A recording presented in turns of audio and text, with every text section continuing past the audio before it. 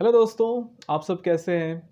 अभी हमारा पूरा भारत देश लॉकडाउन में है और बाकी के जो देश है वो सब भी लॉकडाउन जैसी परिस्थितियों में हैं। और सबसे बड़ी उसकी वजह है वो है कोरोना वायरस जैसी महामारी। अभी हम सब लोग अपने घर पे हैं और कई लोग अपने घर परिवार से भी दूर हैं। तो मैं आप सबसे यही कहना चाहूँगा कि आप जहाँ हैं वहीं रहिए, सुरक्षित रहिए और अपना ख्याल रखिए। अभी हमारे जो फ्रंट लाइन पे जो खड़े हैं, जैसे पुलिस ऑफिसर्स, जो मेडिकल स्टाफ है, जो अधिकारी है, ये सारे लोग हमारी रक्षा कर रहे हैं। जैसे कि सरहद पार हमारे जो सिपाही है वो हमारी रक्षा करते हैं। आप देख सकते हैं, मैंने एक बहुत ही डायग्रामेटिक व्यू बनाया है जिसमें ये सारे लोग हैं और ये हमारे खतरों के खिलाड़ी है जो लड़ रहे हैं हमारे लिए। और ये हमारा घर है और यहाँ पे वो पूरे एक शील्ड बना के है। यहाँ पे देखिए, ये हम हैं अगर हम घर के बाहर जाते हैं तो। और यहाँ कोरोना वायरस है जो वहाँ इंतज़ार कर रहा है कि कोई आए और मैं उसको संक्रमित करूँ। अगर हमें अगर हम घर से बाहर निकलते तो हमें ये वायरस पकड़ लेगा, चांसेस है पकड़ लेगा। और अगर हमें ये हुआ, अगर हम संक्रमित हुए तो हमें कहाँ जाना पड़ेगा? अस्पताल बैठना पड़ेगा, वहाँ पे रुकना पड़ेगा, उपचार कराने पड़ेंगे, बहुत सारे अनगिनत आपके टेस्ट होंगे, बहुत आपको परेशानी होगी। साथ ही साथ आप अपने साथ अपने परिवार वालों को भी संकट में डालेंगे।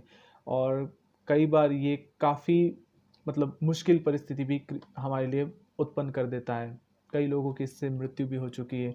हर कोई इस बीमारी से जूझ रहा है। तो आज मैं आपके सामने एक बहुत ही अच्छी बात कहना चाहूँगा। अभी कुछ दिन पहले की बात है, 17 मार्च के आसपास मुंबई, पुणे वगैरह जो बड़े शहर थे उन सबको लॉकडाउन कर दिया गया था, क्योंकि यही जो महामारी है बहुत तेज़ी से फैल रही थी। तो उसी समय बहुत सारी खबरें आ रही थी और न्यूज़ चैनल पे प्रसारित हो रही थी और ये माना जा रहा था कि पूरा भारत देश लॉकडाउन हो सकता है। तो मेरे दोस्तों से मेरी बातचीत हुई। तो 20 तारीख का एक वाक़या है। तो उस दिन मैं अपने दोस्त से बात कर रहा था। उसने बोला, यार कि देख बड़े शहर तो हो गए, क्या पता शायद छोटे शहर भी हो जाए। तो यार तुम कम से कम अपना कुछ ज़रूरी सामान ले आओ खाने पीने का। मैंने बोला ठीक है भाई, ले आते हैं यार। और मैं गया मार्केट और मेरे पास कुछ बर्तन थे, बस एक कढ़ाई नहीं थी। तो मैंने सोचा कि चलो ले लेते हैं। अब मैं गया दुकान पे, वहाँ पे मैंने बर्तन लिया, वहाँ पे कढ़ाई ली इंडक्शन वाली। और उसने जैसे ही मुझे दिखाया, फिर मैंने कुछ नेगोशिएशन भी किया कि नहीं भैया, इतना नहीं, इतना मैं दूंगा। तो वो बोला अच्छा भैया ठीक है ले लो। तो जैसे ही मैं पैसे देने को आया, उस समय मेरे मन में कुछ विचार चल रहे थे कि यार पूरे देश में लॉकडाउन होना, तो यार ये थोड़ा सा असंभव जैसा लगता है। और मैंने बोला यार कि अगर कुछ ऐसी परिस्थिति लगेगी तो अपन ट्रेन पकड़ के चले जाएंगे घर, क्या दिक्कत क्या है उसमें। फिर ये सोचा कि यार अगर बंद भी हुआ तो 3 4 5 दिन के लिए बंद होगा। तो ऐसा मैं सोचा। उसके बाद फिर मैंने उसको बोला देखो भैया, मैं ऐसा करता हूँ कल आके लेता हूँ, ठीक है। तो वो बोला अच्छा ठीक है भैया, कल ही आ जाना। और उसके पीछे एक बहुत बड़ी वजह ये भी थी कि यार अब बर्तन आएगा तो फिर खाना तो मैं बना लूँगा, फिर उसको धोना भी पड़ेगा मुझे को। तो और धोना सबसे ज़्यादा मतलब आलस वाला काम है और काफ़ी उसमें मन हमारा कम हो जाता है। ऐसा हुआ वाक़या। अब जैसे ही मैं 20 तारीख को शाम को आया मार्केट से, तो सारे न्यूज़ चैनल में बस प्रसारित हो रहा था कि बस लॉकडाउन जैसा बन रहा है, पूरे देश को लॉकडाउन कर देना चाहिए, ऐसा-वैसा। तो हमारे जो माननीय प्रधानमंत्री जी हैं, उन्होंने भी 22 तारीख का जनता कर्फ्यू का आह्वान कर दिया। और उसी समय 21 तारीख से दुकानें काफ़ी बंद हो गई। तो मैंने सोचा कि चलो यार अब कढ़ाई ले आते हैं, बस चलते हैं अपन, जो होगा देखा जाएगा। तो अगले दिन मैं गया मार्केट में, पूरे मार्केट में सन्नाटा पसरा हुआ था। बस कुछ अनाज की दुकान और कुछ किराने की दुकान थी, वहाँ पे सब लोग बाहर तक मतलब भीड़ बना के बने हुए थे। तो हुआ ये कि मैं एक कॉलोनी गया, 2 कॉलोनी गया, 3 कॉलोनी गया, ऐसे करके कुछ दुकानों में कुछ देर घूमता रहा। इस तरह मैंने करीबन 1.5 घंटे अपने बर्बाद कर दिए। क्यों? क्योंकि मुझे कढ़ाई लेनी थी। और मैं बार-बार अपने उस एक दिन जस्ट कुछ घंटों पहले वाले समय को याद कर रहा था, जब मेरे हाथ में कढ़ाई थी, मैंने बार्गेन भी कर लिया था, मैं पैसे देने वाला था, पर लेकिन कुछ प्रश्न मेरे मन में चलने लगे थे। अगर मैं उस समय ले लेता तो, है ना? तो मुझे अभी ये दिक्कत का सामना नहीं करना पड़ता। ऐसा हुआ। फिर मैं घर पे आया तो मेरे को काफ़ी अच्छा नहीं लगा और मेरे मन में कुछ विचार विमर्श चलने लगे और फिर हुआ ये कि ट्रेनें भी बंद हो गई, तो ना घर जा पाए, ना कुछ ना कुछ ना कुछ, तो अब खुद को सब कुछ करना है, खाना भी खुद को बनाना है, कोई वर्कर्स नहीं आएंगे, कोई सर्वेंट्स नहीं आएंगे, कोई कुछ नहीं, आपको स्वयं सारी चीज़ें निभानी है। तो फिर 4-5 दिन हुए और उसी समय सब जगह लॉकडाउन हो गया।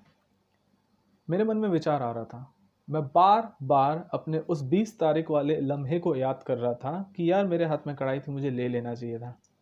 अक्सर ये हमारे साथ होता है कि हमें हर पल कोई ना कोई निर्णय लेना पड़ता है, और हम अपना वो निर्णय अपने वर्तमान परिस्थिति और कुछ सवाल जवाब जो हमारे दिमाग में चलते हैं उसके आधार पर ले लेते हैं।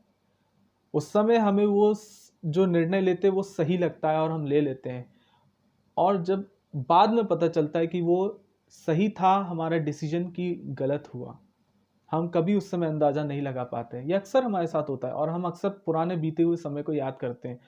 जैसे कि स्टीव जॉब्स ने जो बोला था, कनेक्टिंग द डॉट्स, वो सही कहा था। हम जब पीछे की लम्हों को जोड़ेंगे कड़ी में, तब हमें पता चलेगा कि क्या गलती हुई थी, क्या हमने सुधारा उसमें, क्या सही था कि गलत था।